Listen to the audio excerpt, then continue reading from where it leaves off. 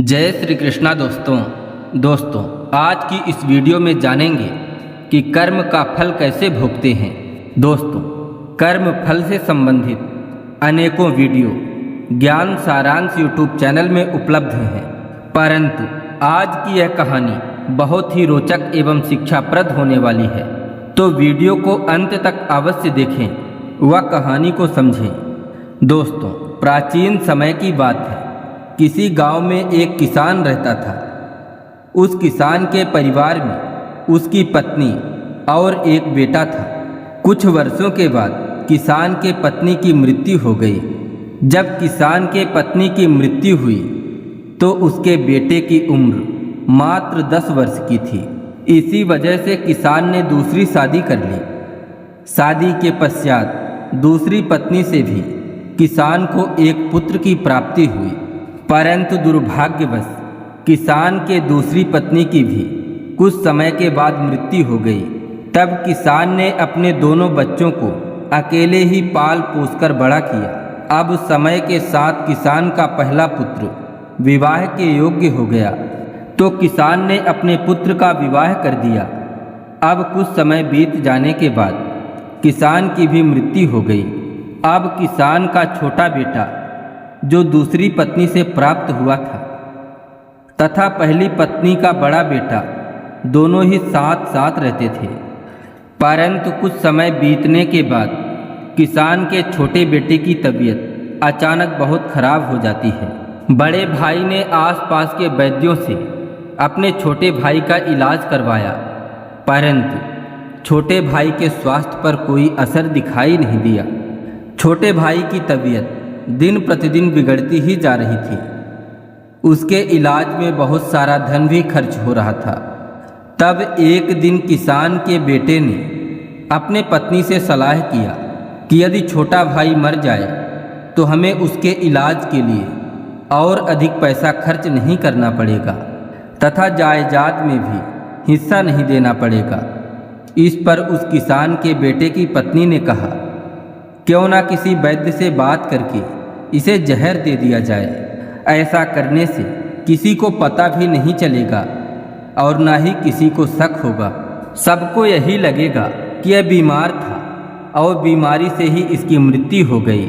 अब उस किसान के बड़े बेटे ने ऐसा ही किया।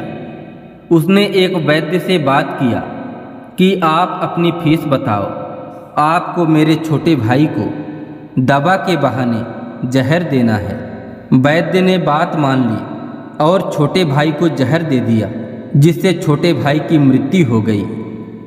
तब उसके बड़े भाई और भाभी ने यह सोचकर खुशी मनाई कि रास्ते का कांटा निकल गया, अब सारी संपत्ति हमारी हो गई। छोटे भाई का अंतिम संस्कार भी कर दिया गया। कुछ समय बीत जाने के बाद किसान के बड़े बेटे के पत्नी को एक लड़का हुआ। तब दोनों पति पत्नी ने बहुत खुशी मनाए, बहुत ही प्यार और दुलार के साथ अपने लड़के की परवरिश किए। देखते ही देखते कुछ वर्षों में लड़का जवान हो गया। तब किसान के बड़े बेटे ने अपने पुत्र का विवाह कर दिया, परंतु विवाह के कुछ समय बाद ही वह लड़का बीमार रहने लगा। उस लड़के के माता पिता ने अपने बेटे का बहुत से वैद्य हकीमों से इलाज करवाए, जो जितना पैसा मांगता उतना ही दे देते ताकि किसी तरह लड़का ठीक हो जाए। उन्होंने अपने पुत्र के इलाज के लिए आधी संपत्ति तक बेच दी, परंतु उनका पुत्र बीमारी के कारण मरने के कगार पर आ गया। उसका शरीर इतना कमजोर हो चुका था कि कंकाल के जैसा दिखने लगा था। एक दिन जब वह लड़का चारपाई पर लेटा था तो उसके पिता अपने पुत्र की दयनीय स्थिति को देख रहे होते हैं। तभी वह लड़का अपने पिता से कहता है कि भाई, अपना हिसाब किताब हो गया, अब केवल कफन और लकड़ी का हिसाब शेष बचा है, अब उसकी भी तैयारी कर लो। ऐसा सुनकर किसान के बेटे को लगता है बीमारी के कारण हमारे पुत्र का दिमाग भी काम नहीं कर रहा है।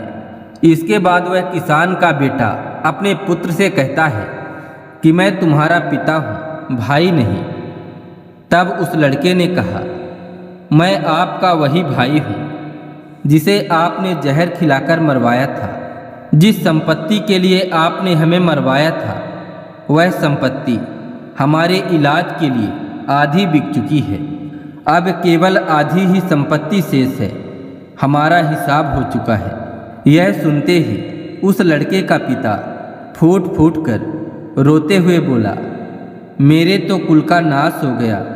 हमने जो भी किया आज उसका फल मेरे सामने है। परंतु तेरी पत्नी का क्या दोष है जो तुम्हारी मृत्यु के बाद उसे जिंदा जलाया जाएगा।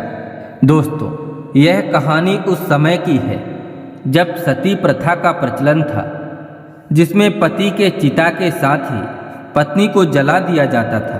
तब वह लड़का बोला, वह वैद्य कहाँ है जिसने हमें जहर खिलाया था।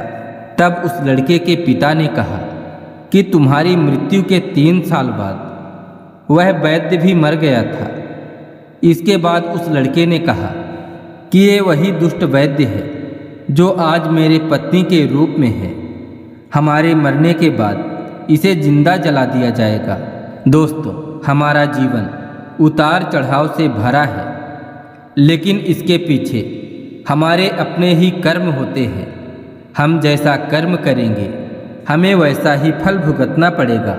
दोस्तों, कहानी पसंद आई हो तो वीडियो को एक लाइक ज़रूर कर दें, और यदि चैनल में पहली बार आए हों तो चैनल को सब्सक्राइब भी ज़रूर कर लें। मिलते हैं अगले वीडियो में एक रोचक कहानी के साथ।